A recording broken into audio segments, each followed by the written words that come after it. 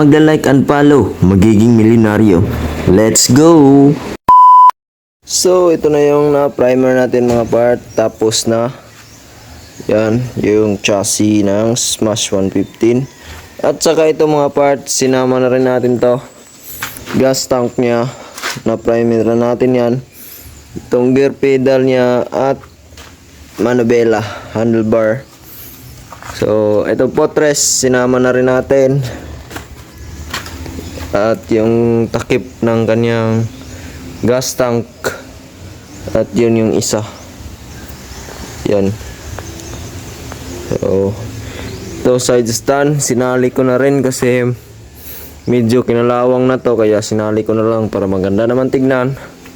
At saka itong foot brake, sama na tong rod. Pero I think padudugtungan pa to. So mag-ulit pa tayo nito. Kasi plus 2 yung swing arm na gagamitin ni owner. So kailangan to pahabain kasi mababa lang to. Pang stock lang to na size.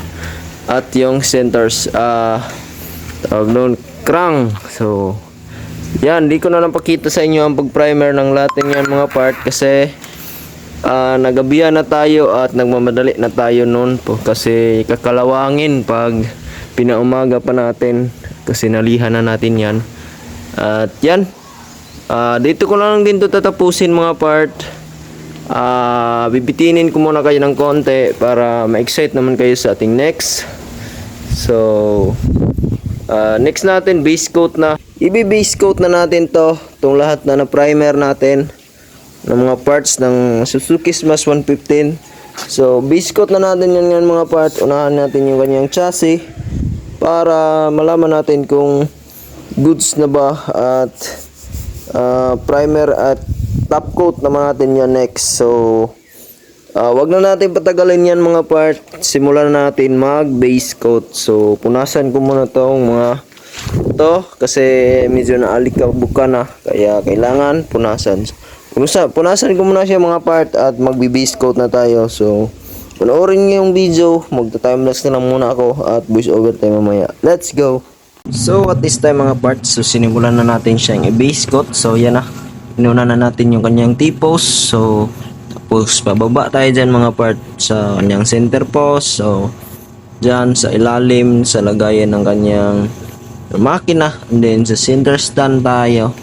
Tapos sa likod. And then dyan sa gilid, syempre sa may lagayan ng U-box.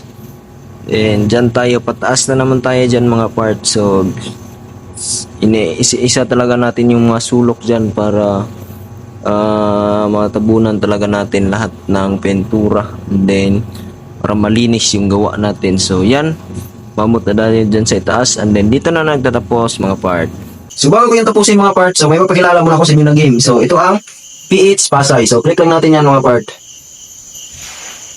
So yan yung loob. So papakita ko sa inyo kung paano ito laruin. Tara, let's go.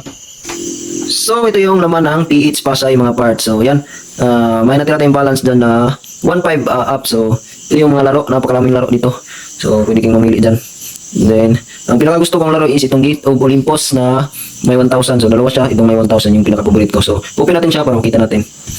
So ayun na siya, tapos na siyang mag-loading. So i-press nyo lang to, yan yung introduction nyo. Yan. Tapos try natin mag-bet.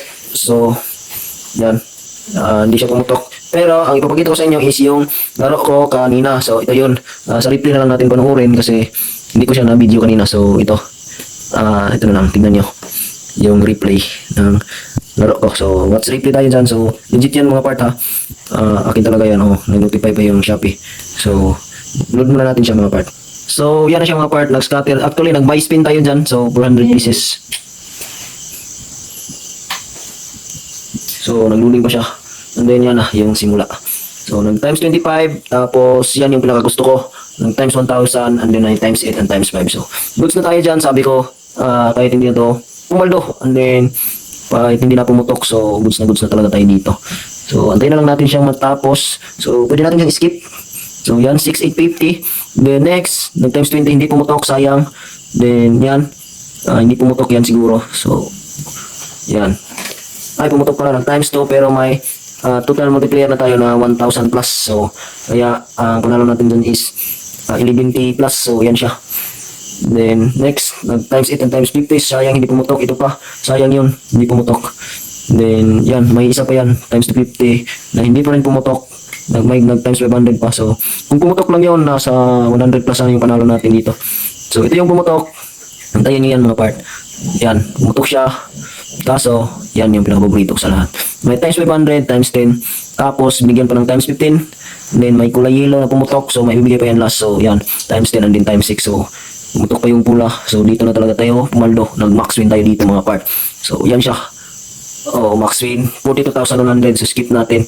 Yan yung panalo natin. A total of 68,000. So, napaka-legit ng link at mga part. So, kung gusto niyo rin manalo kagaya ko, nasa comment section yung link. And then, ilalagay ko rin yan sa bio ko. So, ano pang hinahintay niyo mga part? Nasa intro na natin. Lahat ng mag-follow, magiging milyonaryo. Let's go!